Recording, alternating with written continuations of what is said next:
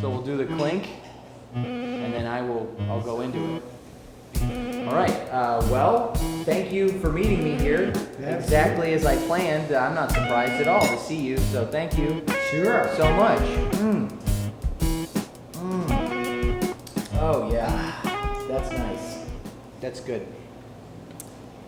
It's the olives, you know. Oh, perfect. Vodka helps too. The olives are more important. You're right, because you gotta eat your vegetables. Yes. Happy Friday. Happy Friday the 13th. Happy Friday the 13th. Yes. Oh my God. Okay, that's fine. I'm not superstitious. Are you superstitious? Not at all. All right, great. That was my first question. I think I'm crushing this interview so far. Not Doing at really all. well. Right. No, me neither. My head is made of wood. That's the joke there. I read a lot of books about how to interview to prepare for this. I've been preparing a lot, so I'll just ask right off the bat. Where were you born? In a hospital. Okay, I'm not super prepared, and I was surprised to see you. But you don't have to talk down to me. You don't have to be flippant. I don't really appreciate it. I'm trying to showcase you uptown. I'm trying to. I'm born in a hospital. That's kind of. Well, actually, my family lived 2 years in the hospital. We lived in a hospital. Oh, so you were born in a hospital, and you also and lived in it. in a hospital. I just like to apologize for how I was just speaking. That was. Well, my dad was a resident in the hospital back in the days when residents were really residing in hospitals, and so our family lived in the hospital while he was doing his residency. So when residency meant you were a resident of the hospital. So Yes. you lived in a hospital. We lived in a hospital 2 years. So that must be why you wanted to become an alderman. Sure. I don't see a connection there either. I'm just trying to make those connections. Actually, that's why I am an alderman, because when I was a baby, I swallowed a diaper pen and was not breathing, and they just took me straight down to the ER where we lived, and physician saved my life. So you could say the doctors made house calls That's for right. you, huh? All Living right. in that hospital saved my life. Hey, cheers. Cheers. To diaper pins. Yes, to diaper pens. Oh man, it's just I love martinis. So okay, you were born in a hospital. Seriously, you actually were. In Temple, Texas. In Temple, Texas. Yes. Well, that's a long way from Chicago. It is. So what brought you here to this greatest city in the world? Well, I came here because I was a Franciscan friar and I was studying for the priesthood. Whoa. You got to study for the priesthood? You have to study. Is Yes. it like tests, like exams and It's stuff? a master's in divinity, yes. Oh, what's a master's? A master's degree. Wow. Wait. So I mean, how did it go? Do you have a friar? What do they call a friar tuck on under your suit? Is that what they call it? Actually, I did have the habit.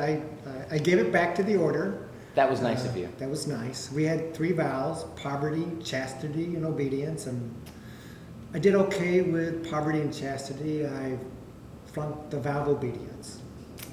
That's tough. That's the hardest one though, in your defense. That was the hardest one. Vow of poverty. I mean, any college student basically takes that already. Yes. I know how that is. That's a cakewalk. Chastity you can do. I've done that. I'm not by choice, but I did. Listen, it's not about me. It's about you. All right. So let's take it back to you. After you decided that you didn't want to join the Franciscan order, Yes. you got into social work. Yes. You're a social worker. My brother was a social worker, convinced me to leave the order. And he was a social worker, and he left social work, and he's now a Dominican priest. So we switched roles. So that's a little Freaky Friday move there. Are you guys... Freaky Friday on Friday the 13th. Look at that. Cheers. Cheers. Fantastic. God, we're so good at this. Yeah. Well, so you must be twins if you switched places with your brother like that, right? You must be I am a identical twins. twin, and people think he's my twin, but he's not. I do have a twin, though. Do you have an identical twin? I have a fraternal twin. Fraternal twin. So they couldn't show up and act as alderman for the day. I sometimes wish he could. That'd make a good movie. That would. It's my idea, but Okay. you can hang on to that. That's fine. Well, so you were a social worker for how long? 25 years. 25 years. So this is in the late 70s? I was in the order in the early 80s and social worker in the 80s and 90s and up to 2011. You must deal with social work being an alderman now. How has anything changed from the way it was when you were a social worker back then? I still do social work. We still have people come to my office all the time. A lot of people who are homeless, people living on the streets or need food, they come to our office all the time. That makes sense. Because you provide a lot of services. You know, one thing that we're talking about on the show is the fact that Uptown gets this bad rap in terms of, you know, homelessness and even violence to a certain extent. But from where I'm sitting, when I read the paper, it kind of seems like these are citywide issues more than neighborhood issues. Would you agree to that? Yeah, I mean, it's all over the city. Yeah. Yeah, violence and homelessness. So it exists here, but it exists everywhere. Homelessness is an issue that has had a hard time getting addressed, not only in this city, I feel, but maybe even countrywide. What's going on in Uptown now to combat this issue? Well, actually, the largest homeless encampment right now is in Uptown. The largest homeless encampment in the Chicago? city, in the city, yeah, in Chicago, Wow. is in Uptown. It's under the viaducts, and working with the mayor's office now and Department of Family Support Services to do a new approach that's never been tried before. It's called a housing first model. So we place these individuals living under the viaduct, some of them over 10 years. We're placing them into housing, harm reduction housing. That means they can still be actively using, and we're still placing them in housing with wraparound services. Because in the past, had it been that you must be clean to gain housing? In the past, it's been very difficult to get into housing if you're still using, and it's next to impossible to go to a homeless shelter. Huh. So it makes it just very, very difficult. So we're removing some of those obstacles. And this is a pilot project that once implemented, well, actually it's being implemented now. Once all these individuals are housed, we'll learn from this because it's a very diverse group of people. We have vets, we have students, we have seniors, parents, just all kinds of people living there. Once we get them housed, we'll learn from that, and then we'll try it out in other parts of the city. Expand the program, Yes. try it in different parts of the city. For this part of the city, there are a number of shelters here in Uptown, is that correct? Yes, there are 6 shelters within 4 blocks of my home. Is that why there's the largest encampment in the city is up here? Are they coming up for the shelters? But if they're not staying in the shelters, then why are they drawn to this neighborhood? There's a number of different reasons, but part of it is that with all the social services here, people who are homeless will sometimes come here. If I go under the viaduct, and I've spoken to many of those people who live there, most of them are from the south side and west side of the city. But they come here because this is where they feel safer, and this is where there are more social services. There's more to Uptown than this, obviously. Sure. There are a lot of amazing buildings and architecture in Uptown. Was that you? Did you do that? Sure. You're getting all No. these landmarks up here? No? But I would certainly like to claim that, but that's not true. But I did work to make this a historical district because of some beautiful buildings. There are a lot of them. The Bridgeview Bank is one of them. Obviously, so many theaters over here. The Uptown Theater, right next door to the Uptown Arcade Yes, here. Yes. What's going on there? We got anything on the horizon here? I've been hearing rumblings for, I feel like a decade now. You've been hearing rumbling since 1982 when it closed. So lots of rumblings, but it's the second largest theater in North America, outside Radio Music City Hall. Wow. Over 4,400 seats. And I am working with the mayor's office, Department of Planning and Development, and Jerry Michelson from JM Productions to get this thing on the road. So we really do want to see it rehabbed. That's great. All right, I'm going to cross my fingers. Maybe I can see it by I'm crossing like. my fingers too. Lots of promises have been made. At this point in time, I will say exactly what's happening when everything is signed. That sounds good. Can I say maybe I'll see the next Star Wars movie at the Uptown Theater? That'll give you a couple years. I'd like to see that. We'll see it together. Done. Cheers. Seal it with a drink. Cheers. We're seeing the next Star Wars movie together. Oh, God. I got it on tape. A term I hear used a lot is wraparound services. Yes. Wraparound services. What does that mean? Well, wraparound services is what I did as a social worker back in the 80s. And that was when someone who's living on the streets, who has all kinds of issues that probably help them get to that situation, the case manager, and that's what I was, a case manager provides that person with the needed tools and the assistance to get more stabilized into housing. And sometimes that means just taking them by the hand, sometimes literally taking them by the hands to the Social Security office. It's getting them to the driver's license bureau to get their ID in place. It's just getting all those things in place that they need so that they can live a regular life like you and me. And that's, I think, something to keep in mind that's important. Is so often I feel maybe homeless are painted with this brush of these are people who simply are not able to get work.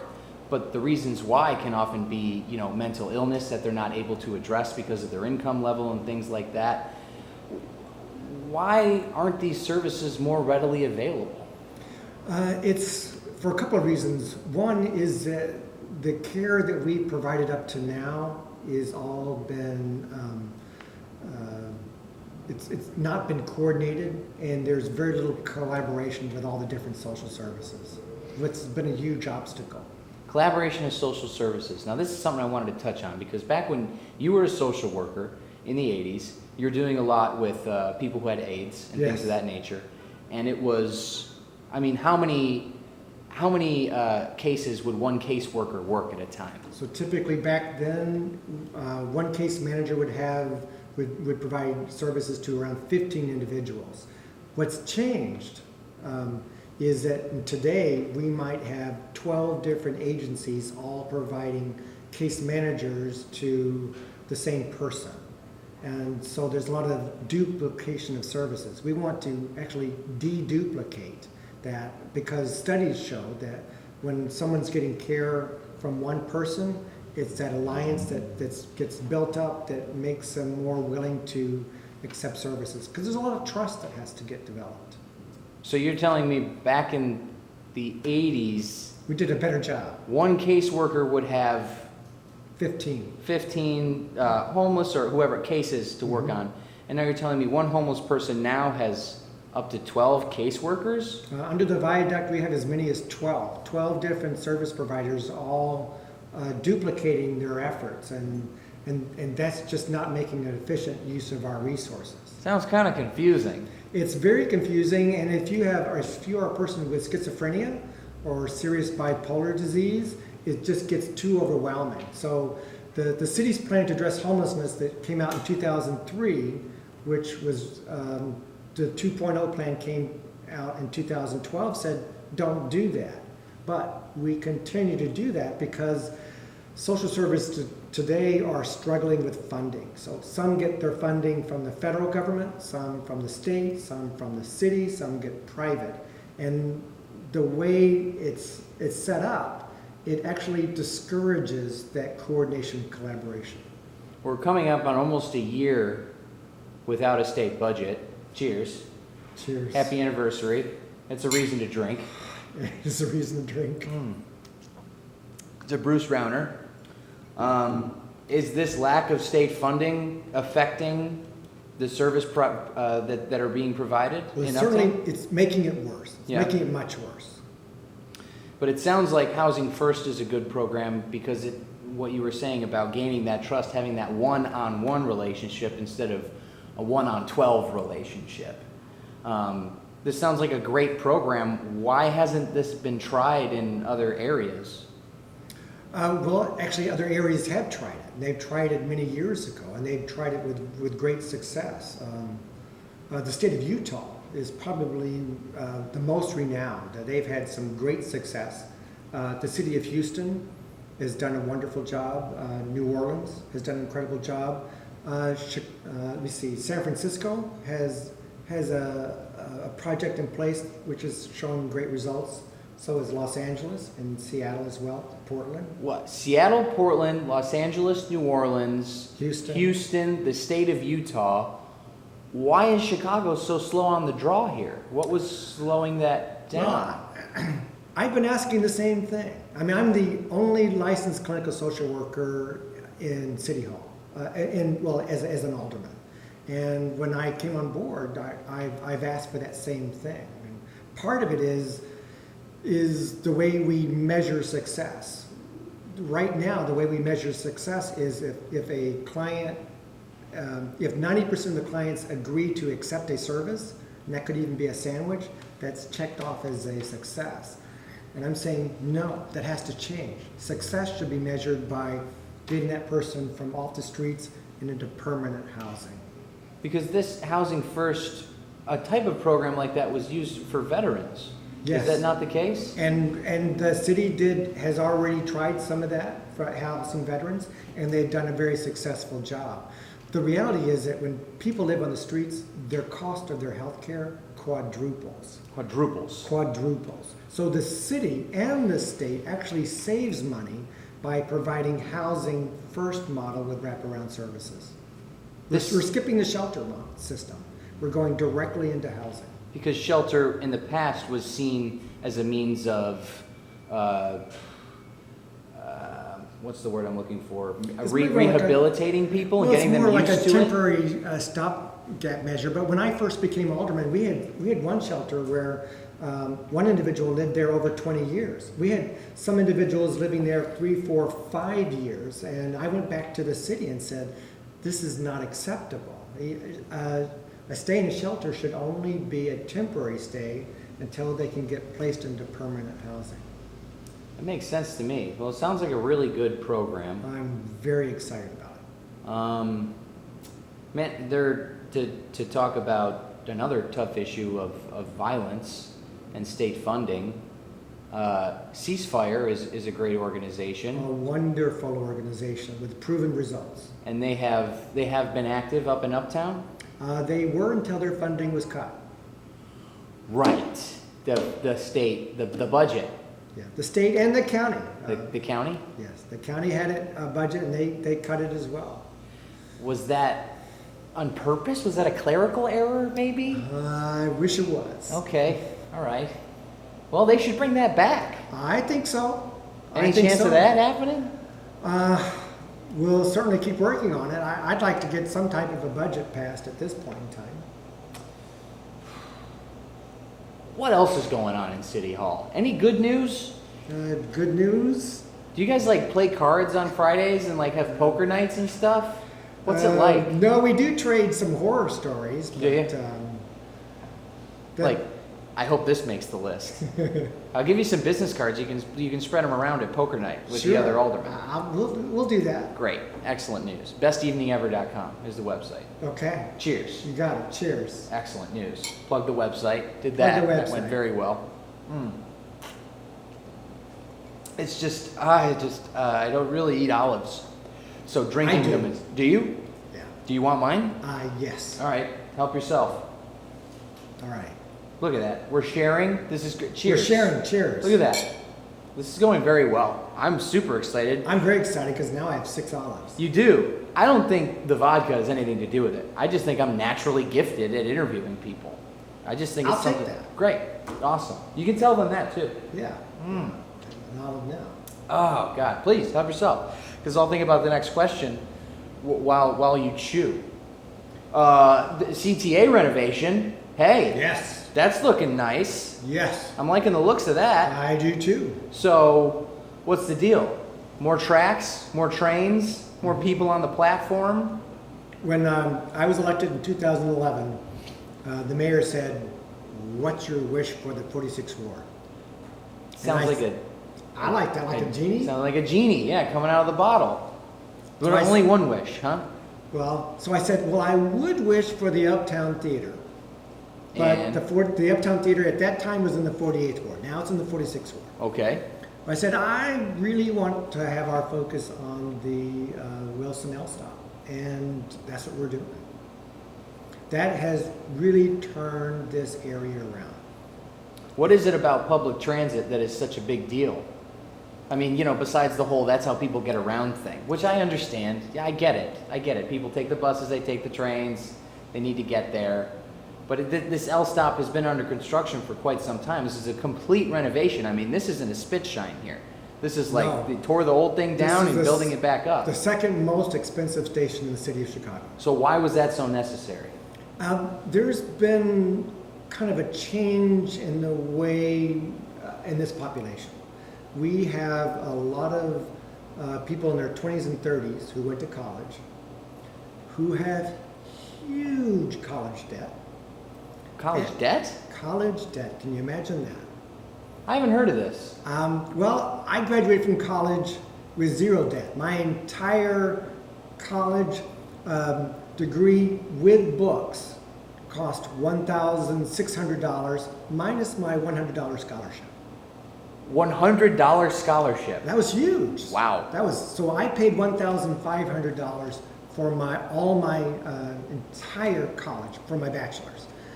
Today, people are easily spending $100,000, $150,000, $200,000 for college. So they are not purchasing cars.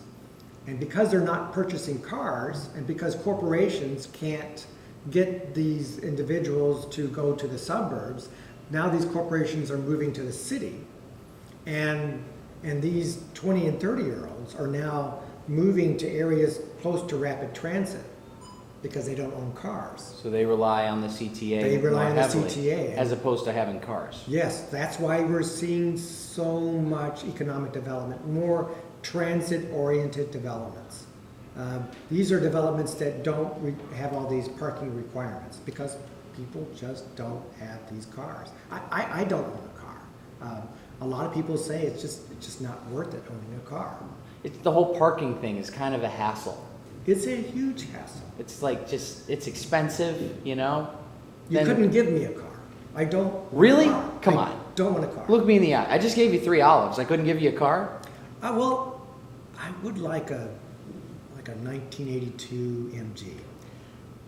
I don't have it on me, but I could make some calls. I could look into that for Okay. you. You gave me a good interview. The least I could do is give you a car. I want it red. I don't know. Well, all right. Let's not be picky here, okay? Let's be realistic, all right? I'm going to try. Okay, thank you. I appreciate that. Well, that sounds really good. You know, something else I was reading up and I was doing some research. I did research, okay? I just that's want to good. make that clear to you, all right? Good Cheers. report. Thank you. Cheers. I did my homework. Yes. Oh, God. The Target in Uptown. Mm-hmm. Big deal, because what I heard is that a few years ago, a lot of the purchases were dorm stuff, like lamps and cabinets and stuff like that. A couple years later, a lot of baby clothes were being sold. Yes. Then a couple years after that, toys and bikes and stuff like that. So it seems like this kind of ties in with what you're saying about the college students moving in, really planting some roots, and maybe even having families in the neighborhood. Has this been happening more? That surprised us, that this Target would be so successful. And the amazing part of it is that if you go into the Target garage, it's about 3/4 empty. The garage is way, way too big. No cars. No cars, because people are relying on mass transit. So that's good and bad, I guess. I think it's good because there's a kind of a vibrancy that the city has when it's more walkable. That's a good point. I'll have a good walk. That's why we put the bike lanes in. Is that why? Actually, studies show that when there are bike lanes in an area, that more people are more likely to shop in the shopping district. There's a science to it all. Is that science? It sounds like It's alchemy. science. All right, because I mean, you were surprised that the Target has done so well. Have you been in there? They have everything. I mean, socks, Star Wars shirts, shirts with buttons, video games. Hey, You know, food. I mean, I could. I live go there all the time. Do you? Yes. It's really great. Well, it's just like 500 feet from my office. Well, that's fair. Is that? That's a little suspect. Did you do that on purpose? Actually, I Put it right down the street from your office? well, not quite on purpose. I took the office of the former alderman. So Oh, all right. That seems traditional. That's a nice little building there. yes, You know, your neighbors, Inspiration Corporation, yes, they're coming on the show. They are an incredible organization founded by a police officer. Please, I mean, help me out here. All right. So, founded by a police officer. This is Yes. good. Keep going. No, go nuts. She saw back in those days when it was founded that there were a lot of people that needed help, people who were hungry. And so she started handing out sandwiches to people and saw this great need and started responding to it and started getting other people involved. And lo and behold, it became Inspiration Corporation. They actually created a restaurant, one of my favorite restaurants in the city, Inspiration Kitchens on Sheridan. Sheridan, just over here. Yes, yes. I've been to the one out on Lake last week. Let me tell you, great salad. And those aren't words I put together a lot. Great salad. Not something I say often. I love their salads. Yeah? Yeah, yeah. It was good. But I just, usually not a salad guy. I'm more of a sandwich guy. A soup guy, I guess. A pho guy. Well, you have to try their breakfast then. Really? Yes. All right, well, I'm going to have to go back. And I'll tell them I know the alderman, too. Yes, yes. Maybe they'll give you an extra large portion. Cheers. Cheers. I'm going to name drop you. Okay. All right, good. Ooh, yes. It just, once it hits your lips, that's so good. I don't know, what else, well, I would ask about the Lawrence house, but I don't know how to tee this up for you. It's being renovated, right? Okay, so, the CTA stop coming up, Yes. lots of good news. Lots of good news. In the And ward. so with that, the bad news is that the vacancy rate for apartments has dropped dramatically. Vacancy is down. Vacancy is down, which drives up rent. So to help stabilize the rents, we need more apartment buildings. So As we're opposed to doing a lot of single-family work. homes? As opposed to single-family homes. Okay. So we're doing everything we can to get more apartment buildings in this area to stabilize the rents. I like the sound of that. I live up north here too, Yes. Well, I'm looking forward to it. So we'll keep our eyes peeled for these mid-rises, right? Yes. What else? Anything else on the horizon? So one of those mid-rises is the Lawrence House. The Lawrence house. The Lawrence House where Charlie Chaplin lived. Charlie Chaplin, he's the movie guy, right? The movie guy. He's yes. the The silent movie star. the silent movie. Yes, yes. S&A Studios, one of the first movie theaters in the country. The birth of the film industry started right here. That's Charlie why. Chaplin walked these sidewalks. These sidewalks? These very sidewalks. Yes. Along with Al Capone. Okay. Well, you take the good with the bad. Sure. I don't know, Alderman. I mean, you've taught me a lot. I came into this not really knowing about Uptown, and let me tell you, you got a great ward here. Okay, I'd stick I with like it. it. You think you're gonna hang out for a little while I'm longer? going to hang out. Are you yes. gonna be rerunning next time? Absolutely. When is that? When is your next campaign? 2019. 2019. Well, we got a little wait ahead of us, Yeah. but that's okay. I'll see you at Inspiration Kitchens, and we're going to see Star Wars at the Uptown Theater. Uptown Theater. Don't forget. Oh my gosh. Should we? I mean, I'm almost done with this. Oh yeah, yeah. Should we do some shots? Play some video games? What do you got to do tomorrow? I mean, tomorrow's Saturday. You got the day off, right? No. No? Aldermen don't get days off. Oh, jeez, like Batman. The last time I had a day off, it might be Christmas Day. Christmas Day? It's a pretty cliche day off. I'm just saying, Yeah. Arbor Day would be more of a. Actually, I was supposed to have gone to something, but I skipped it. Was it church? No, Oh, it's the soup kitchen. a soup kitchen? All right, well, we can cut that. Okay. No one needs to know. I don't know. Should we do another one? You said you have somewhere to be tomorrow, but what is it? You haven't told me what it is. Tomorrow, my calendar. Yeah, get out your personal assistant there. I know. Man, is it hot in here, or is it all the vodka I just drank? It's all the vodka. Okay, that's So, good. I have a meeting with Buena Park neighbors. They're having a big meeting tomorrow. Is Buena Park a neighborhood? It's a neighborhood, and they have the largest block club, one of the largest block clubs in the city. Largest block club. Yes, and they have a meeting tomorrow at 9 a.m. 9 a.m. 9 a.m. We got plenty of time. It's like 6 o'clock. And then I'm We'll do one going more. to Let's do one Truman more. College at 7:30. There's Truman a show. College. Oh, is that us? I think it is. Oh, all right. Well, I'll have to tweet that. that's not the subject. Are you on Twitter? Yeah. What's your handle? James Cappelman. James Cappelman? Kept it simple. That's pretty straightforward. Well, except you have to be able to spell my name. K-A. Close. Actually, it started with a K a long, long time ago. But Really? Not anymore. And it changed to a C? Yeah, so C and then apple and man. Cappelman. C Appleman.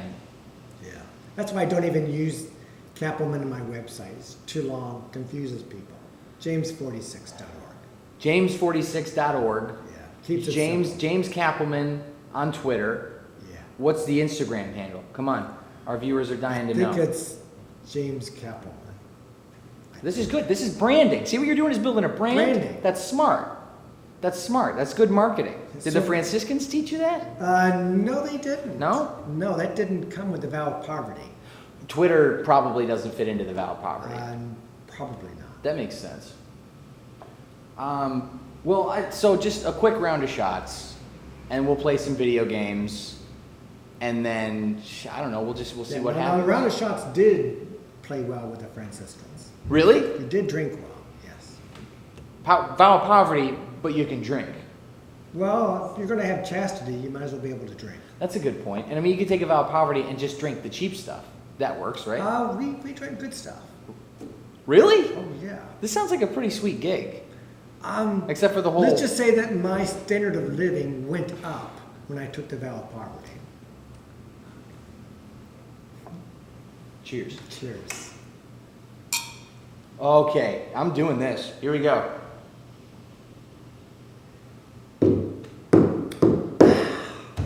You take this like a champ.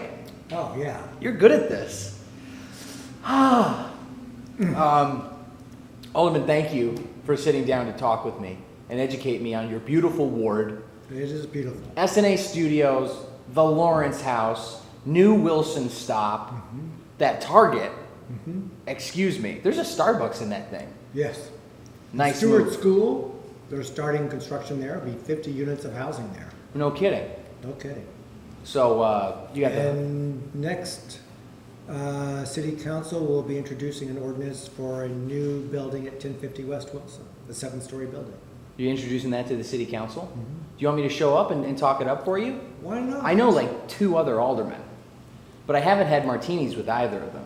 Well, there's a couple of more that you should be introduced to. Okay, that sounds great. I'll give you some business cards. How about the mayor? Can we bag him, get him on the show? I think so. You do? Yeah, let's start with Ariel Laboris. You have to get him to sing, though. He's the best singer of all the aldermen together. Really? Yeah. How do you know that? Did you all get together and have a contest? Because I would have loved to have been there for that. On city council floor chambers, and this guy can sing. He sung on Yes. during a meeting. Yes. Was it just like impromptu? Did he like It introduce was a bill and he impromptu. said, "I'm introducing a It bill"? was impromptu. This It was guy- impromptu? This guy can sing. Sounds like a party. Well, it can be a stressful job, and given the stress, sometimes it's okay to sing. I basically have that stitched on a pillow at home. I say that all the time. Why? Given the stress of the job, it's okay to sing. Yeah. We'll do one more, but I want to thank you for sitting down with me. All right. Alderman James Cappelman. Thank James you. Cappelman on Twitter. That's right. James Cappelman on Facebook, Instagram. That too. Facebook.com/James Cappelman. Yeah, I'm sweating. Are you okay? I'm fine. You had 6 olives.